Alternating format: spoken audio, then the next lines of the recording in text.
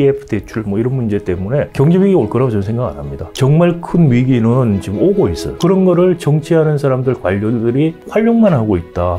국민들을 정말 속이고 있다라는 생각이 들어요. 저는 망할 기업이 망해야 돼요. 그리고 채무 관계들부터 해가지고 잘 될 수 있는 계기를 만들어줘야 되는데 이러면 다들 문제만 있으면 정부를 바라봐요. 대한민국은 부동산 자산이 너무 많은 비중을 차지하고 있는 게 경제 성장을 가로막는 요소가 된다. 뭐 이런 의견도 있거든요. 교수님, 정말 부동산 시장이 경제 성장의 발목을 잡고 있나요?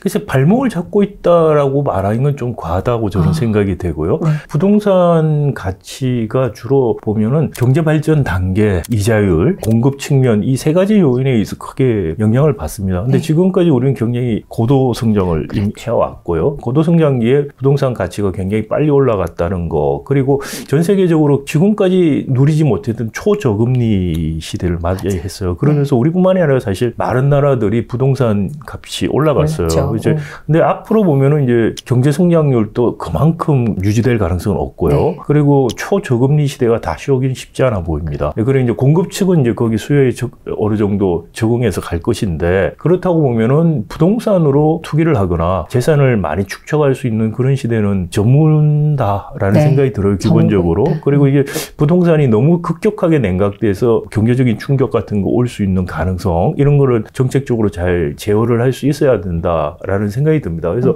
부동산에 대한 그 자산들이, 개인적 비중들이 굉장히 많아진 것들은 지금 말씀드린 그런 경제 발전 단계와 이자의 문제, 이런 것들이 같이 가면서 일어난 결과적인 측면이고요. 네. 이게 뭐 부동산 비중이나 그 자체가 경제 발전을 막는 근본적인 원인이다라고 이야기하는 건 좀 논리적으로 좀 비약이다, 저는 생각이 됩니다. 항상 부동산과 함께 PF 문제가 많이 언급이 네. 되고 있어요. 뭐 태양건설이나 최근에는 신세계건설도 지금 만기 시점이 또 도래했다라고 얘기가 나오고 있는데, PF 리스크는 교수님 좀 어떻게 보고 계시나요? PF 리스크를 대응하기 위해서 정부가 지금 뭐 예를 들어서 태양 같은 경우에 워크아웃 집어넣었고요. 네. 그다음에 이제 롯데건설 같은 경우에 롯데케미컬이 채권 보증을 해서 발행하는 걸 했고, 네. 신세계도 아마 어떤 식으로 할 것 같긴 네. 해요. 그래서 PF 대출 문제를 크게 금융위기나 이게 실물 위기로 가지 않게 대응을 하는 것 같긴 합니다. 네. 근데 우리 지금 관료들이 잘하는 게 뭐냐면, 문제가 터졌을 때 손을 움직여서 빨리빨리 이렇게 잘 대응하는 거를 잘해요. 근데 문제는 뭐냐면은 지금 경제 발전 단계에서 그렇게 자꾸 개입하는 것 자체가 이른바 도덕적 해이를 불러오죠. PF 대출 문제 생기면 정부가 들어와서 어떻게든 해결해 줄 거다.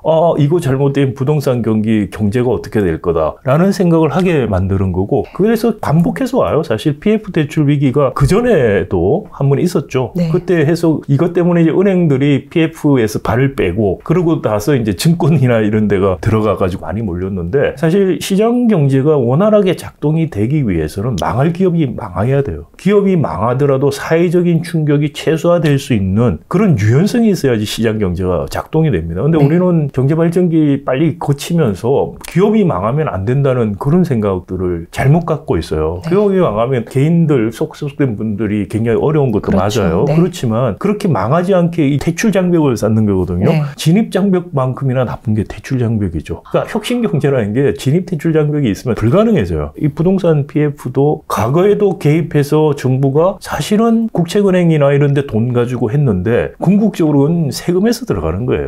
그러니까 이것도 마찬가지거든요. 이번에도 사실은 우리가 정말 이 정도도 그 위기 내지는 부정적인 쇼크를 견딜 수 없는 경제다라면 정말 심각한 거예요. 이렇게 정부가 개입해서 하는 거, 이거 칭찬해줘야 될 문제인가라는 생각이 들고요. 이런 걸 겪으면서 시장에서 망할 기업 망하고, 그리고 채무 관계들 사적 계약부터 해가지고 잘 될 수 있는 계기를 만들어줘야 되는데, 이러면 다들 문제만 있으면 정부를 바라봐요. 시장의 역동성이나 유연성이나 이런 것들이라는 게 기대하기 어렵다. 그리고 우리가 사회 안전망이 필요한 거, 이런 것들이 바로 이런 구조조정이나 대출이 일어났을 때 사람들이 파버티, 그런데 떨어지지 않게 해주고, 그 다음에 다시 일어날 수 있게 해주는 거고요. 그리고 새로운 기회가 있어야 돼요. 맞아요. 새로운 기회가 있어서 뭘 할 수가 있는 사회가 돼야 되는데, 지금 우리 사회에 기회가 없어요. 몇 개 재벌 대기업이 뭐 문어발식으로 해서 모든 사업 분야 다 들어가 있죠. 맞아요. 10대 밑에 있는 재벌들도 하는 말이 할 게 없다 그래요. 위에서 다 하고 있기 때문에. 그 다음 두 번째 보시면은 수요 독점이 돼 있죠. 국내 산업들이. 뭐 그러니까 전속 계약 관계 하층이 매여 있으니 전속 계약 관계에 못 들어간 중소기업들은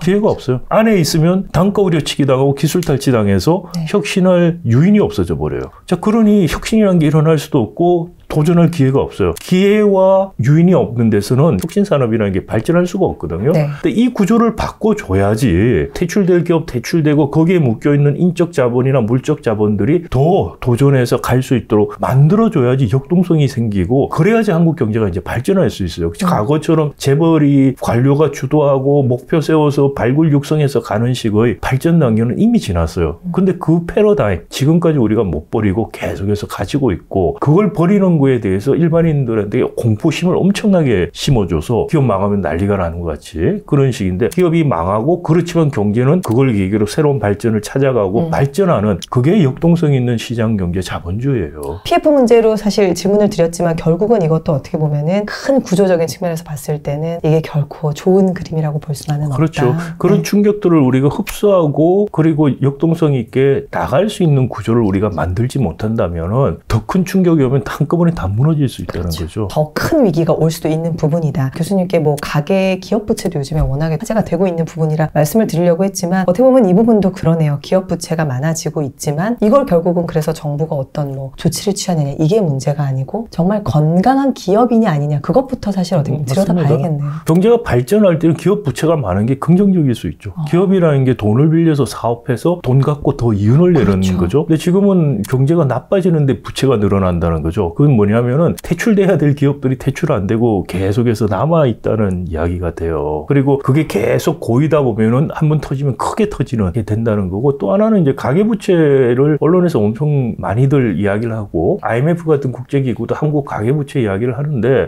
굉장히 좀 정확히 이해를 못하고 잘못하는 이야기다 저는 생각을 합니다. 왜냐하면 가계부채가 뭐 우리가 전 세계에서 뭐 몇 번째다 이 GDP 100%가 넘었다 이런 이야기를 하는데 전세까지 합치면 훨씬 더 많다 이런 이야기예요. 맞는 말이긴 합니다. 네. 그런데 가계부채 대부분이 우리가 주담대예요. 근데 주담대 같은 경우에 우리는 차주들의 신용도가 좋은 사람들이 많아요. 사실은 대출 같은 게 취약계층들에게 더 도움이 되게 해야 되는데 우리는 꼭 그렇지 않고 강남 아파트 살 사람들한테 대출을 더 해준 거죠. 그러다 보니 차주들이 값이 떨어지고 위기가 어느 정도 왔을 때 버틸 수 있는 차주가 훨씬 많아요. 그래서 실제 양보다는 질을 보면은 가계부채 수준이 나쁘지는 않습니다. 그래서 단지 그런 양적인 측면만 가서 볼 문제는 아니고 네. 더 심각한 건 말씀드린 것은 기업 부채, 자영업 부채 문제 이런 것들이 다 말씀을 드리고 싶고요. 그것을 근데 계속해서 정부가 돈을 메꿔주는 식으로만 지금 대응을 하고 있는데 이건 밑빠진 독에 물 붓기만이 아니라 제가 말씀드린 구조적인 문제 때문에 우리가 어려워지면은 경제 위기를 불러올지는 않을지는 몰라도 큰 불이 터지면은 더 크게 터지도록 어떻게 보면은 기름통을 지금 쌓고 있는 거죠. 네. 지금 언급을 해주셨지만 부채의 양보다는 질을 봐야 하기 때문에 가계부채 측면에서는 뭐 너무 그렇게 언론에 호도될 필요가 없는 부분일 것 같고 살짝 언급해 주셨지만 오히려 지금 자영업자분들이 정말 고통이 심각하거든요. 네. 제 주변에도 뭐 폐업을 하신 분들도 많이 계시고요.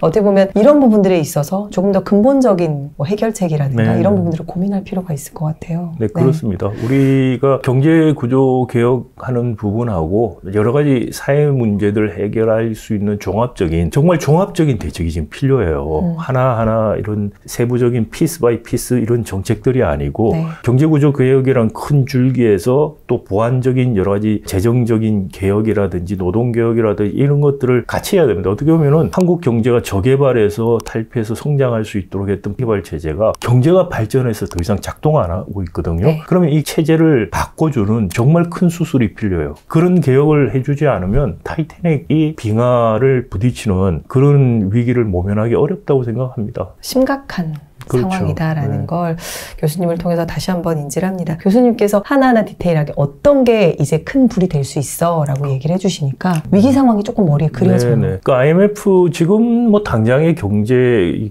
BJ 사이클 측면에서 나빠지고 하는 부분들 PF 대출 뭐 이런 문제 때문에 경제 위기 올 거라고 저는 생각 안 합니다. 정말 큰 위기는 지금 오고 있어요. 근데 그 정말 큰 위기에 우리가 대비는 하지 않고 눈앞에 당장에 호떡집 불난 것 같이 이야기만 하고 있다는 거고요. 또 그런 거를 정치하는 사람들, 관료들이 활용만 하고 있다. 국민들을 정말 속이고 있다라는 생각이 들어요, 저는. 그림자가 스며시 오듯이 어느 순간 드리워질 것 같은 불안감이 좀 느껴져서 우리 일반 직장인들 같은 경우는 다시 한번 이런 위기에 조금 대응을 잘하기 위해서 어떤 마음가짐으로? 그래서 개인들이 대비를 할 수 있는 한계가 있어요. 이게 정말 예를 들어서 타이타닉에서 배가 침몰하는데 그 배에 있는 사람들이 탑승객들이 뭘 할 수 있는 대비할 수 있는 거 없죠? 네. 제가 이런 이야기하면은 이민을 가야 됩니까? 이렇게 묻는 분들이 계세요. 네. 그러니까 각자 도생하는 거, 각자 도생해서 운 좋게 살 수도 있겠죠. 그런데 각자 도생해서 이 위기에서 벗어나거나 자기만 살 수 있을까? 그건 정말 어리석은 생각이라고 생각이 되고요. 대한민국이라는 큰 배가 항로를 바꿔서 지속 가능하게 우리가 성장하고 우리가 전 세계에서 불허하는 성장을 했잖아요. 네. 이거를 지속 가능하게 가면서 경제뿐만이 아니고 사회적인 측면에서도 정말 한국이라는 나라가 살기 좋은 나라, 살고 싶은 나라 이렇게 만드는 작업들을 해야 되는 거죠. 우리 사회에서 많은 것들 누리고 행복해질 수 있는 손에 손을 잡고 우리가 바꾸기 위해서 노력을 해야 되는 거고요. 그 노력이라는 게 지금 문제점을 정확하게 인식하는 거에서 출발을 하고 그리고 그런 것들을 정치에 요구를 하는 보이스를 내야 되고요. 그 보이스가 있어야지 언론도 주목하고 정치인들도 주목하면서 바뀔 수가 있다라는 생각이 듭니다. 그런 면에서 지금 우리 3040 우리 직장인분들 월급쟁이들 같은 경우는 아무래도 이제 관심사가 뭐 경제 아니면 부동산 이쪽에 많이 있을 것 같고 그러다 보면 앞으로 이렇게 역동성을 발휘해서 나아갔을 때 부동산 공부 열심히 하고 내 집 마련을 위해서 열심히 했을 때 분명히 또 성장의 시그널이 올 수 있겠죠. 사실은 네. 제일 중요한 게 한국 경제가 지속 가능하게 성장하는 거예요. 지속 가능한 한국 경제 성장에 대해서 관심을 가지는 게 내 자산과 내 부동산의 가치를 지키는 가장 사실 필요하고도 중요한 일이다라는 말씀 드리고 싶고 이제 장만 같은 거 걱정하시는 분 같은 경우도 앞으로 부동산으로 크게 투기적으로 돈을 벌 수 있는 시대는 지났다고 생각이 돼요. 네. 그리고 이제 제도적인 보완을 통해서 그런 것도 점차 줄여나가야 된다고 생각을 하는데 그러면 정말 집이라는 게 자기가 주거 안정이라는 게 굉장히 중요한 거잖아요. 그럼요. 그러니까 자기 경제적인 능력에서 적절한 주거 안정을 위해서 집을 사는 거 이런 식으로 좀 생각을 하는 게 더 맞지 않느냐. 자산 가치를 극대화시키기 위한 그런 것보다는 주거라는 개념에서 출발하시는 게 맞다고 생각이 되고 그렇게 함에도 불구하고 정말 경제 위기 같은 극단적인 상황들이 오고 러스트 벨트 현상이 일어난다. 집값 다 떨어지게 돼 있어요. 네. 그러니까 그런 걸 막는 게 사실은 자산 가치를 지키고 내 주거 환경이나 삶의 질을 지키는 정말 가장 중요한 일이 될 수 있다라는 말씀 드리고 싶습니다.